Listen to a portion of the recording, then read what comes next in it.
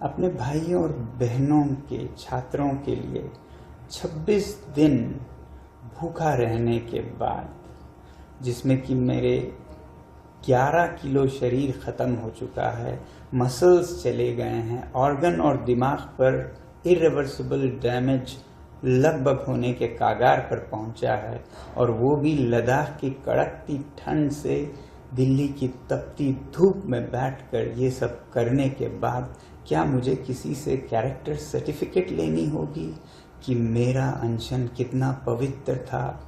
मैंने तोड़ा तो किसके हाथों तोड़ा, उसके हाथों क्यों तोड़ा, इसके हाथों क्यों नहीं तोड़ा, क्या डील हुआ, क्या सौदा हुआ, ये सब मुझे जवाब देना होगा। मैं कल से अब तरल लिक्विड फूड ले रहा हूँ, पी रहा हूँ, तो थोड़ी सी शरीर में जान आई है। बदकिस्मती से वो जान मुझे इसमें देनी पड़ रही है, दुख के साथ कह रहा हूँ। मगर सुबह से मुझे बहुत से लोग फ़ोन करके या पोस्ट दिखाकर कह रहे हैं कि आप पर बहुत सवाल उठाए जा रहे हैं, आपने इनसे क्यों अनशन तोड़वाया, केंद्रीय मंत्रियों से क्यों नहीं तोड़वाया, किसी और से क्यों नहीं तोड़वाया, क्या डील हुआ है, सौदा हुआ है। ये सब मुझे जवाब देना होगा। अगर सौदा करना होता, डील करना होता, तो क्या 26 दिन भूखे रहना पड़ता है? कितनों ने डील किए हैं, आपने देखा होगा। क्या वो इस तरह से डील करते हैं? क्या मैं आलीशान एयर कंडीशन कमरे में बैठ के डील सौदा नहीं कर सकता था? मुझे यहाँ दिल्ली की गर्मी में बाहर रोड साइड पर बैठकर डील करना पड़ता।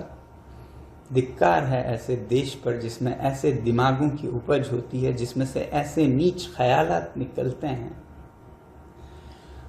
मैं दोष नहीं देता हूँ आप में से ज़्यादातर पर, क्योंकि आपको ज्ञान नहीं है, पता नहीं है क्या हालात थे मेरे ऊपर, क्या गुजरा मेरे परिवार पर पिछले 1-2 हफ्ते में।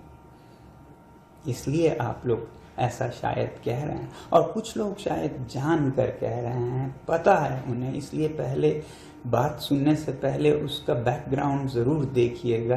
क्या उन्हें कोई खुंदक है?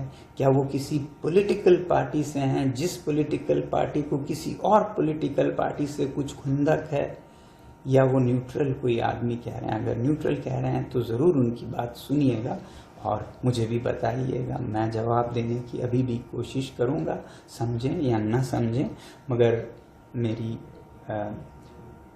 सद्भावना है और मेरा आपके साथ सिंपैथी है।